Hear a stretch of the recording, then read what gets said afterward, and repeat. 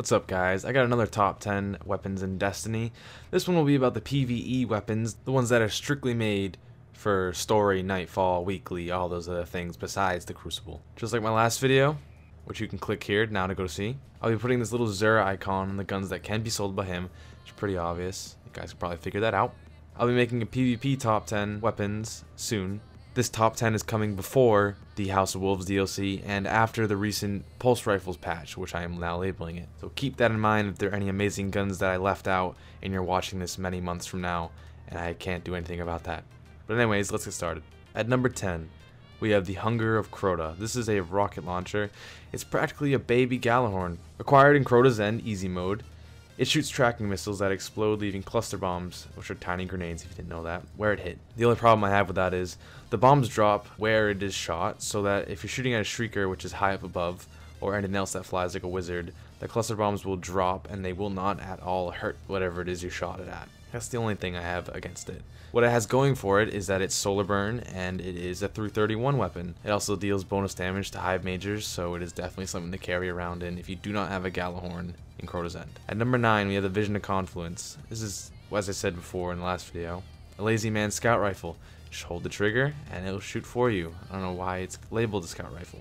It has literally no recoil whatsoever. It is acquired on the Vault of Glass, and as I now know, it is on normal and hard, as pointed out by the comments in the last video. It is solar and most used weapon in Destiny. I don't know about now, that was a while ago. At number 8, we're going to welcome one of our new pulse rifles to the top 10. This is the Red Death. This thing has gotten steroids injected directly into it ever since this patch. The Red Death also does not have that much recoil, not as little as the Vision of Confluence. This gun would be a lot higher, but it has no burn whatsoever, and it is acquired by the RNG and Xur. At number 7, we have the Fang of Ute. This one is here because it is the kind of buffed up version of the Vision of Confluence. It has a little bit more recoil, more damage. It's at 331. It's arc, and it is acquired only through CROTA's End hard. I don't know, does anyone else think this gun's good? I think it's good. At number 6, we have the Vex MYTHOCLAST. We all know this gun.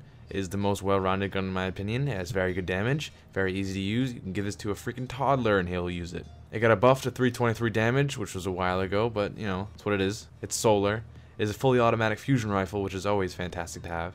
Acquired in the Vault of Glass hard mode through Atheon. It's a very random drop. At number 5, we have a nice LMG, the Corrective Measure. Some guys may be better with this, but come on. In the realm of LMGs, this has got to be one of the best. It's fantastic with Void Burn, it has little recoil, and very good RPM. It is acquired in the Vault of Glass on any difficulty. We're just rolling through these. At number 4, we have the Black Hammer. Infinite ammo that resupply in your magazine with 3 consecutive precision shots. Keep shooting.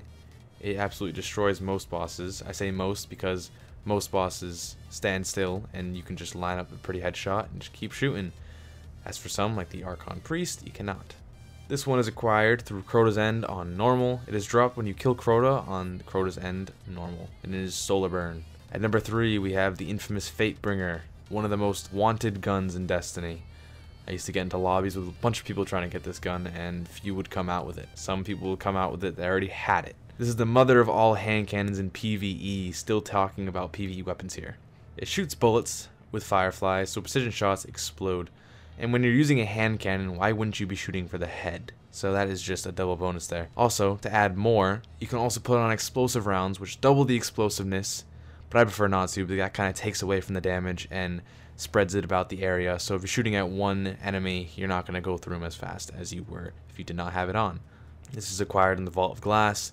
It's on the Templar hard only, and it is arc, and it's only locked at 300 damage, which I wish it wasn't, because this thing would absolutely be a monster at 331, but I guess that's why.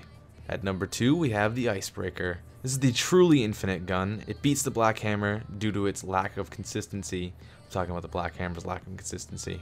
We all miss shots, let's face it, we're not all perfect. So you miss a shot with the Black Hammer, you're screwed, especially when you're down to 3 shots. The Icebreaker, however, regens. I don't know why I'm telling you how it works. You probably have it, because Xur has sold it.